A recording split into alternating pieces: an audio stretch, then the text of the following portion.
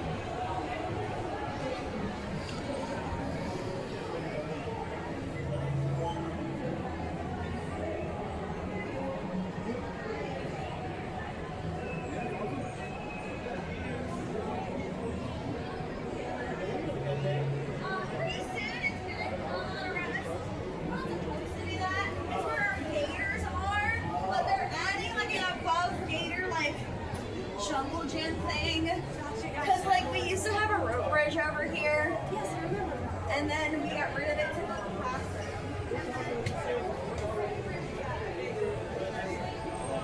Come on, Mom.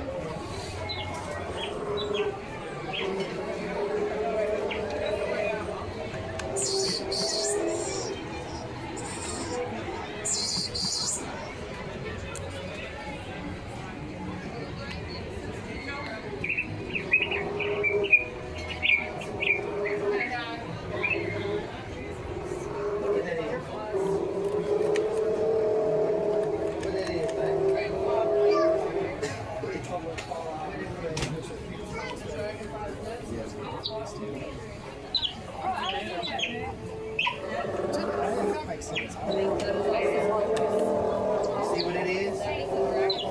Give me that. That's trash. I'll buy you some more. Give me that. Get. Girl, you about to really make me show my butt. Come on. Let mommy give you butt.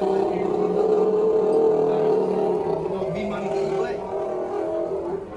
Let's go. I'll meet you girls down here. Okay. What?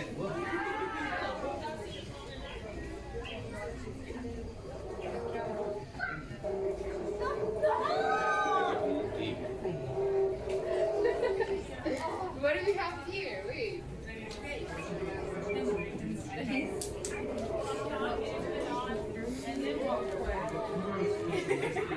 Oh, world's first. Our fairy shrimp. Some of the first scuba diving gear. Pretty cool, ain't it? It looks like a door on it.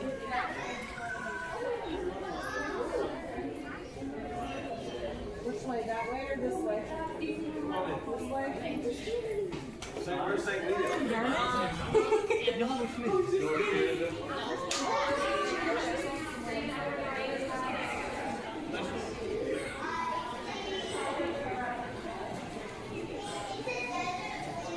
Jellyfish on the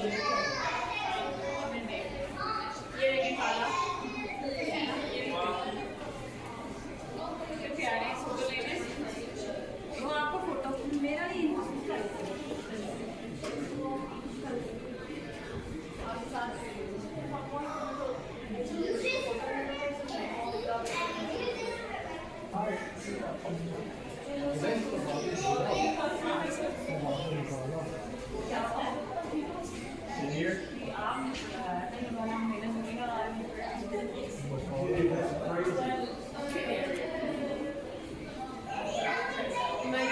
You're sweet.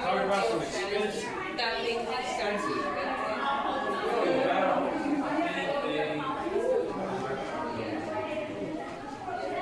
I mean, this is true. Because all the books.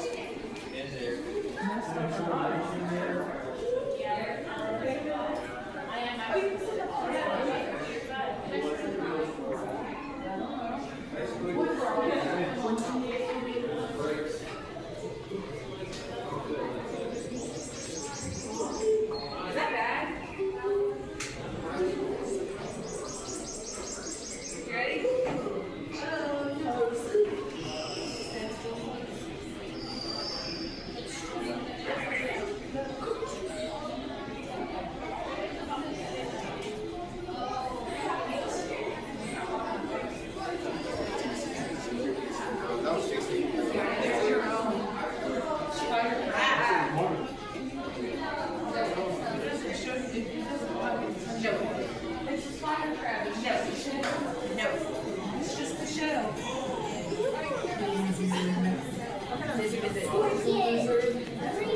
That was the word I cannot pronounce. There's a scorpion.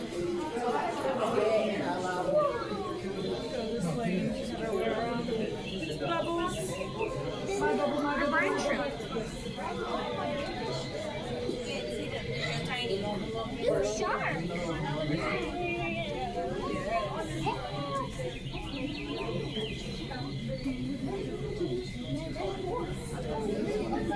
No, I don't.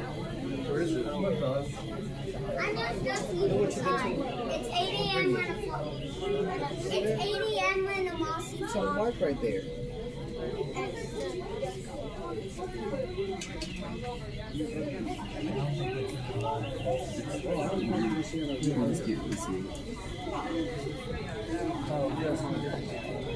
did. Look at that. Oh, there's that blue one, Mom. Yeah. No. That was part of the tree. Oh, get on.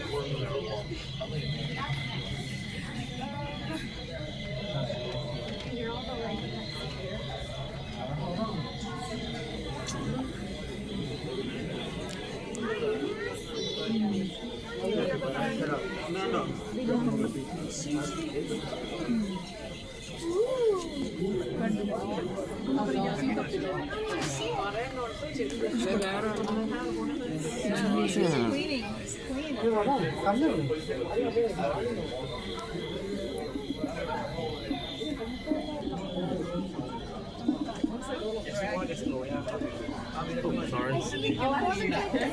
Huh?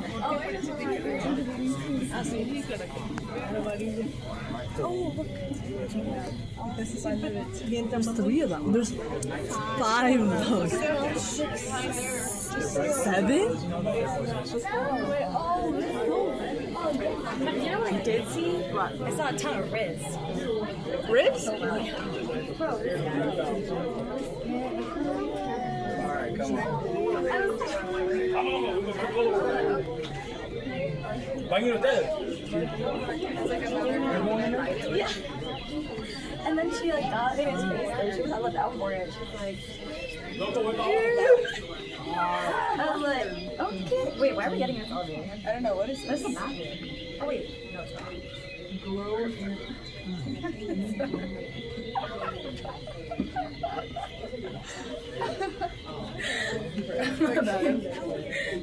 He was like, why would everyone be going into the bathroom?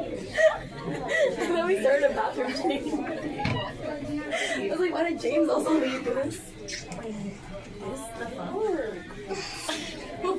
No, this the phone. Oh, that's lit. I need to do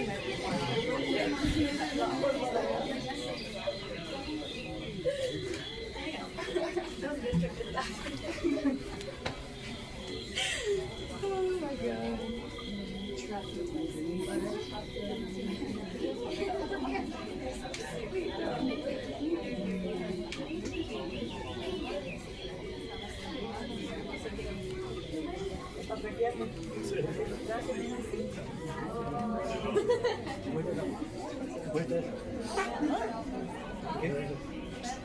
Me pegó uno y me está pensando en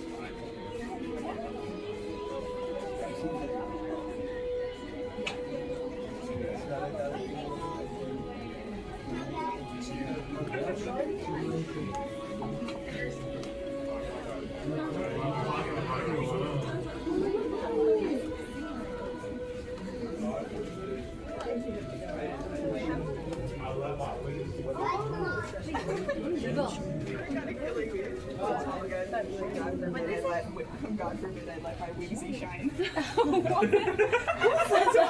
what Audie said? That's actually funny. Oh my god, it's so small. But I wish I Wait, look at her. Oh, big whale.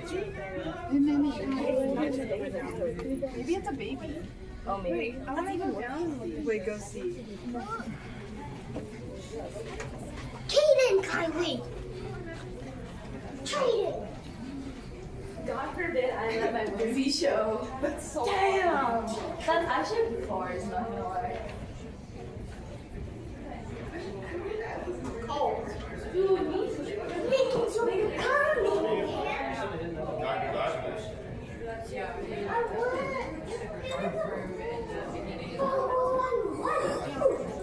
What's supposed to be what?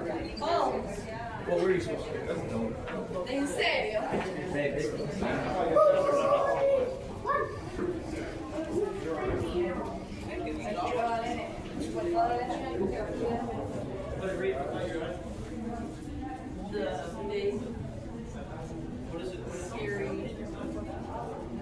You won't be able to see her next rock. They should have a 5-minute room.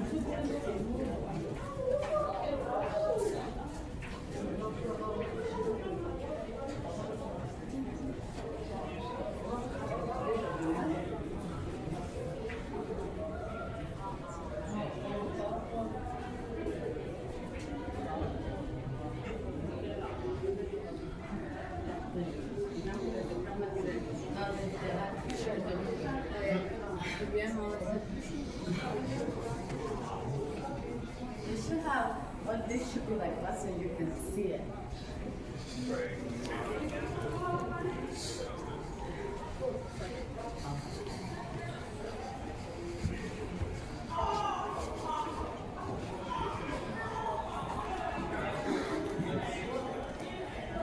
But there's not a lot of stuff.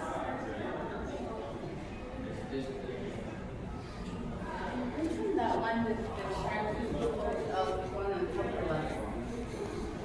Yeah, they're actually not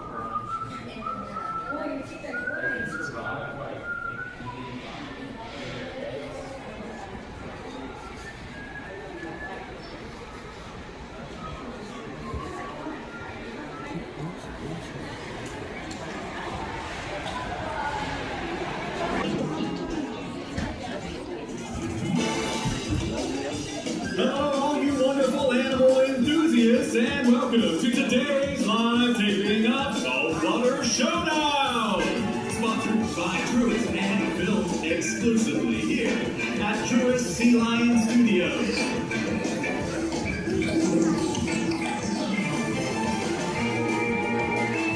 And now, for your host of the most, James Wilder!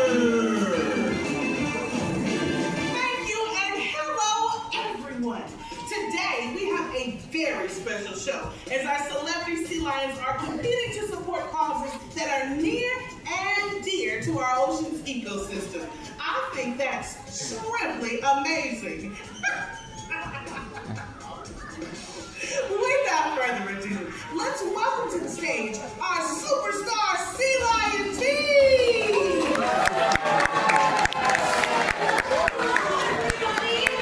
My name is Hannah, and first up, I would love to introduce my teammate, Peaches! Hello, everyone. My name is Trisha, and next up, we have Team Zappy. My name is Brittany, and I'm on Team Scarlet. That means that all the contestants, let's give it up for the Sea Lion Stars. What an impressive cast of characters. Let's take a moment to learn a little about our sea lion stars and why they're playing today. We're going to start all the way on your left with Peaches. Now you can tell Peaches apart from our other female sea lions by her distinctly light, pinky, orangey, peachy coloration. And her name fits her perfectly because she lives right here in Georgia, the Peach State. And today, we're playing to support coral restoration efforts. Coral are a keystone species in our world's oceans that support thousands of creatures. So when we choose products that are coral safe, we ensure that corals stay around for years and years for the animals that really need it. Up next on the center rock, we have 8-year-old Scarlet. Now she is the youngest competitor competing today and the only sea lion to have been born right here at Georgia Aquarium, which gives her the home field advantage. Today, Team Scarlet is playing for sustainable fishing practices because the safer our fishing methods are, the more fish there will be to go around for Scarlet and all of her fin and flitter friends. And saving the best for last, all the way to your far right-hand side, we have Sappy. Sappy is one of our more vocal sea lions, so it's likely you're going to hear her chiming in with all the correct answers. Team Sappy is playing for marine life rescue and rehabilitation efforts out in California. This cause is near and dear to her heart because her dad was a rescued sea lion. Now, Now, I know I can speak for all the sea lions today that we are excited to have them compete in Saltwater Showdown as they serve as ambassadors for their species right here at Georgia Aquarium. As our sea lions make their way back to the stage, it's time for our first thrilling round to begin. Rain Blast!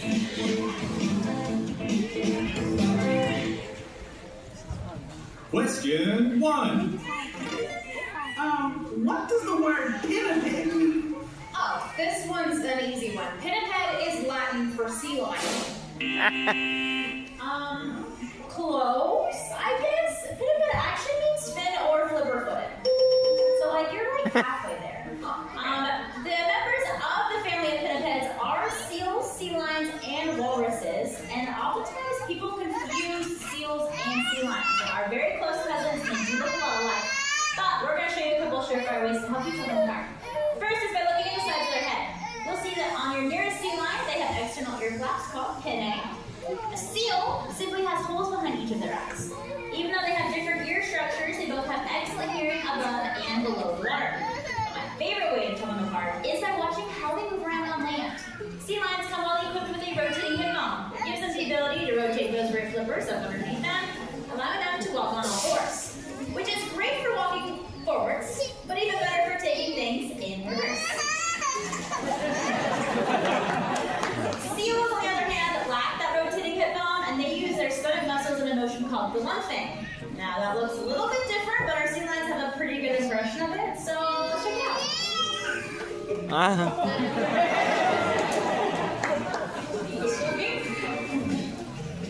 Question 2. How many pounds of food do sea lions eat in a day? Oh, Team Sappy knows this one. It's kind of a trick question, believe it or not. It's about 5 to 8% of their body weight.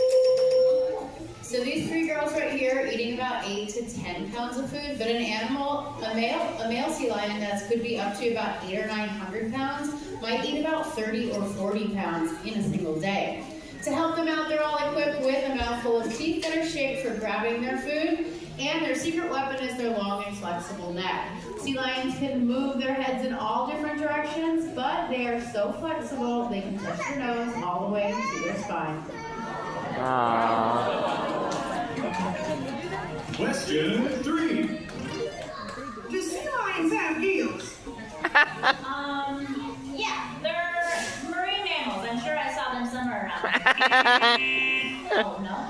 That was a really good guess, Brittany, but 50-50 chance. I think I got this one right, or I'm going to get this one right. They do not have gills. Sea lions are mammals, so they breathe air just like we do, and they have the ability to hold their breath for about 10 to 15 minutes if they would like to. Now what I'm going to do is send Sappy on a behavior called porpoising and see if you guys can hear her take a breath as she comes in and out of the water. Oh, I heard it. You heard it too? I definitely heard it. Question 4. These guests claim they heard a lot of loud noises when they were entering the studio. What was the source of that noise?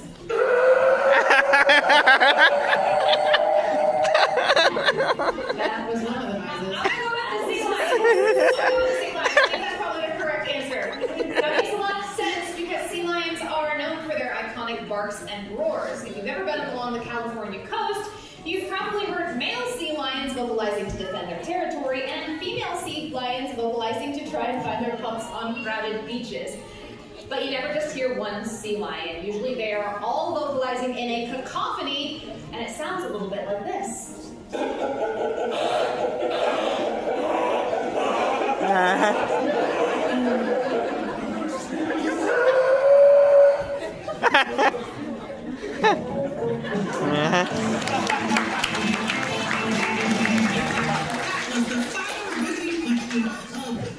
Brain blast.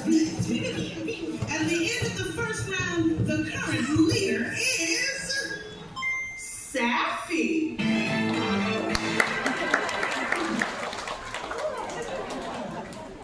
Incredible! I did not know the answer to any of those questions. Thank goodness for our fantastic pinnipeds. When you have sea lions of this caliber in the show, correct answers are a sure thing. Now, it's time for a quick commercial break, but stay tuned, because when we come back, all our sea lion stars move on to the next thrilling round.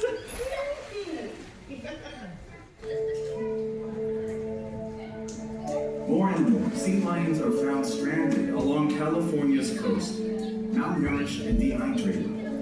Rising temperatures and an increase in the frequency of extreme weather events are changing the world sea lions live in faster than they can adapt. While climate change continues to disrupt the delicate balance of our world's oceans, there are ways you can make a positive impact. Try taking reusable bags to the grocery store and drinking from a refillable water bottle. Every small action can make a difference.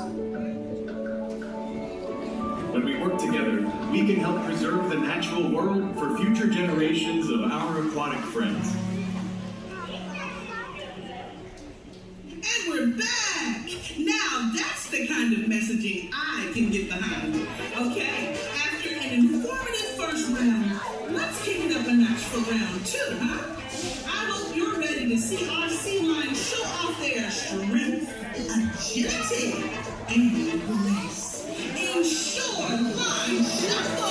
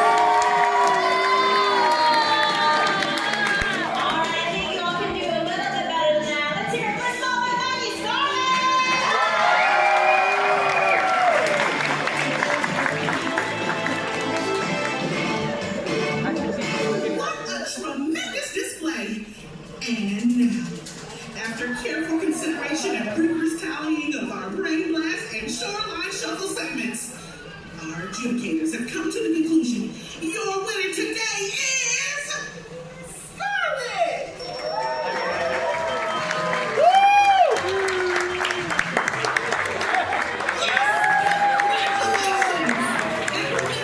We are all winners when we support the ocean and our shared ecosystem. Oh, now let's see what musical selection you all voted on for our big finale.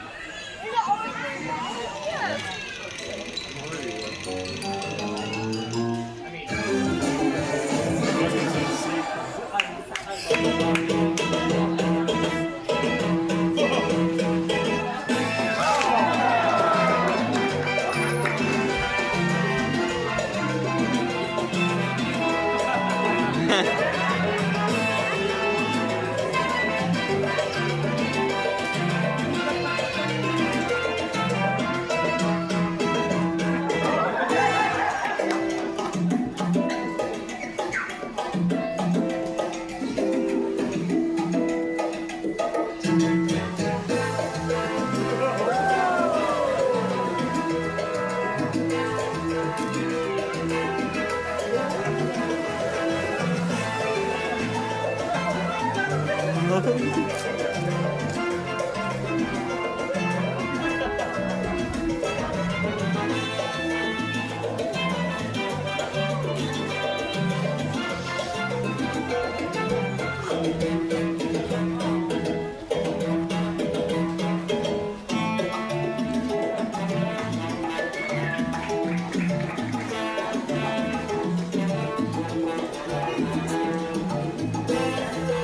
have been an absolutely fantastic audience, but I want to hear one more huge round of applause for Trisha and Sammy.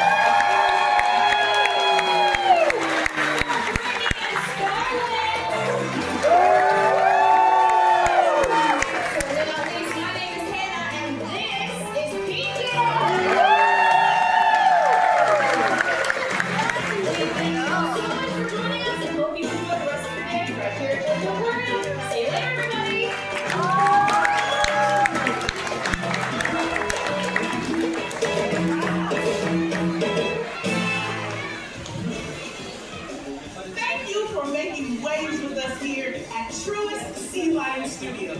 Remember, the sea lions and alligators that you saw today are trained. If you happen to come across a sea lion in the wild, respect their space and observe them from a distance. They thrive when undisturbed in their natural habitat. Thank you again, and have a fantastic day here at Georgia Aquarium.